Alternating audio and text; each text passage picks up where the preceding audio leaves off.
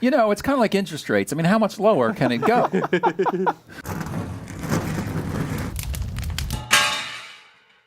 And welcome into the Rowdy Studios. My name is Bassmasters. Way over there is Buzz Cutler. Nate Ryan of USA Today sitting in the middle. We're here to debate a very important question today, Nate. Is Jeff Gordon done? I mean, the dude's only 19 points out, and you're sitting here telling me he's finito. Done.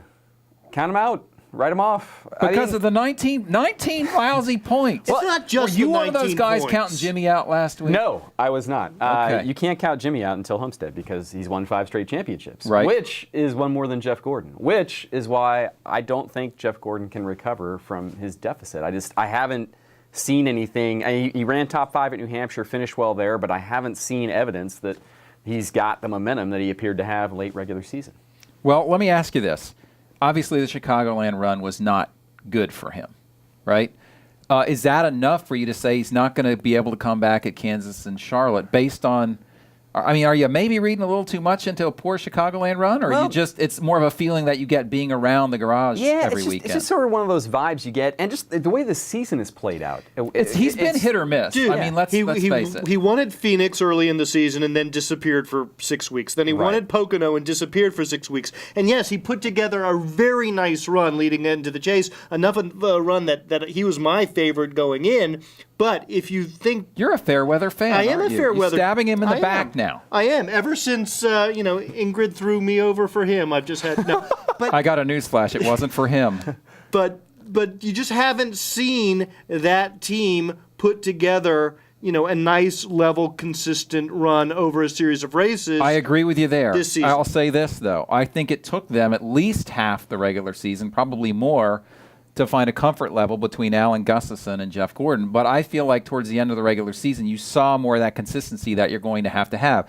A run like Chicagoland, to me, raises question marks about that team. But I didn't really expect more from them than they got out of New Hampshire and Dover, to be perfectly honest with you. They were not on my list of...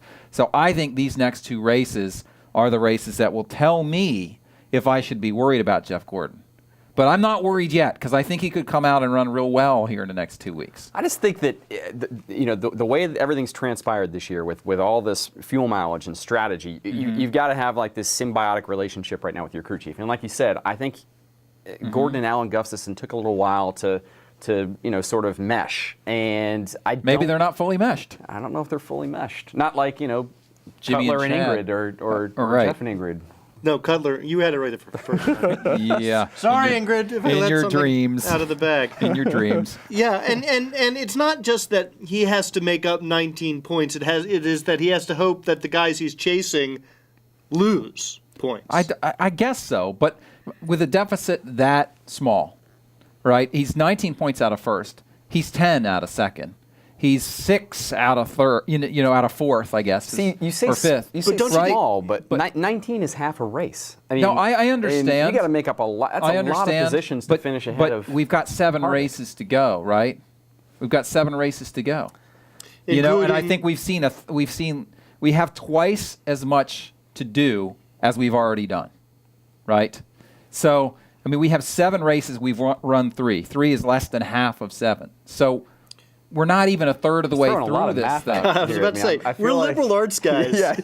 Twice as much to do as we've already done. I don't think he's in the Houston or the Buffalo Bills Houston Oilers position where he's got a huge deficit and it's going to take some kind of mammoth rally. Now you want me to think back to the Houston Oilers? The Houston Oilers were way down, or the Buffalo Bills were way down to the Houston Oilers, and they came back in the second half. I don't think Jeff Gordon is that far down. He is down, but it's like a 2-touchdown deficit in the first half. It can be overcome. While we're conflating like pro sports analogies here, can I just throw out that I like Cutler's one about like how streaky he's been this season? Yeah. I think he's been the Vinnie Johnson of NASCAR this year, a little bit of a microwave type streaky shooter, streaky driver.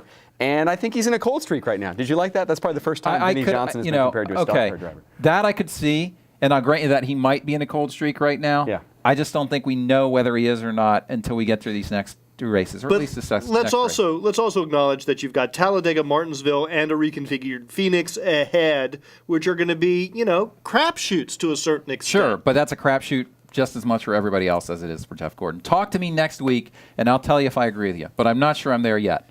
Okay. So you guys write off Jeff if you want. But Big Daddy, I'm still with you. All right, for Nate Ryan and Buzz Cutler, my name is Bass Masters.